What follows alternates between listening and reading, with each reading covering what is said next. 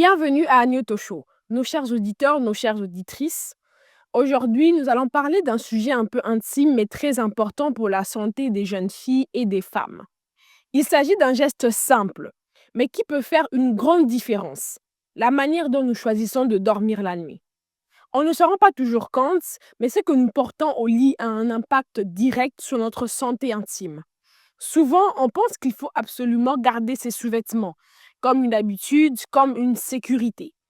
Mais selon plusieurs experts en santé, ce n'est pas toujours la meilleure option. Par exemple, la gynécologue Nancy Herta, de l'Université de l'État du Michigan, a expliqué dans une interview que si l'on est sujette à des petits soucis vaginaux, il est important de repenser nos habitudes. Pourquoi? Parce que la zone intime, très sensible, a besoin de respirer. Et quand on dort avec des sous-vêtements trop serrés ou en matière synthétique, cela retient la chaleur et l'humidité. Entre les sécrétions naturelles et la transpiration, cette humidité devient un terrain favorable pour les bactéries et les irritations.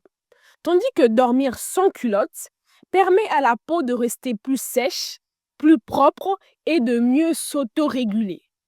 En effet, c'est un peu comme laisser la nature faire son travail. Et là, on sait ce que certains se disent peut-être. Mais dormir nu, ce n'est pas pour moi, je ne me sentirai pas à l'aise. Et c'est vrai, tout le monde n'aime pas l'idée. Mais il existe des alternatives toutes simples. Par exemple, choisir un pyjama en coton, ample et respirant. Le coton laisse passer l'air et ne colle pas à la peau.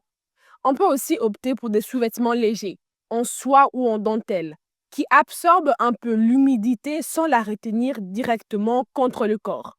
Ce qui compte finalement, ce n'est pas seulement le confort du moment, c'est aussi la santé sur le long terme. Donner à son corps cette marge de respiration, dont parle le docteur Herta, c'est lui permettre de fonctionner naturellement, sans contrainte inutile.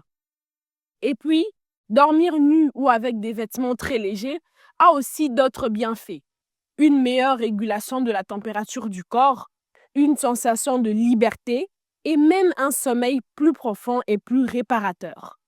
Parce que quand le corps se sent à l'aise, l'esprit aussi se détend plus facilement. Alors, nos chers auditeurs, nos chères auditrices, nous voulions partager ce petit conseil santé qui peut paraître simple, mais qui peut améliorer le quotidien de beaucoup de femmes. Ce n'est pas une règle absolue. Chacun doit trouver ce qui lui convient le mieux. Mais l'important, c'est d'avoir l'information et de faire des choix éclairés pour son bien-être.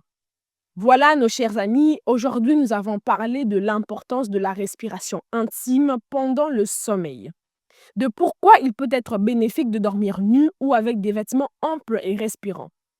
Nous espérons que ce sujet vous a plu, qu'il a éveillé votre curiosité et qu'il vous aidera à prendre soin de vous au quotidien.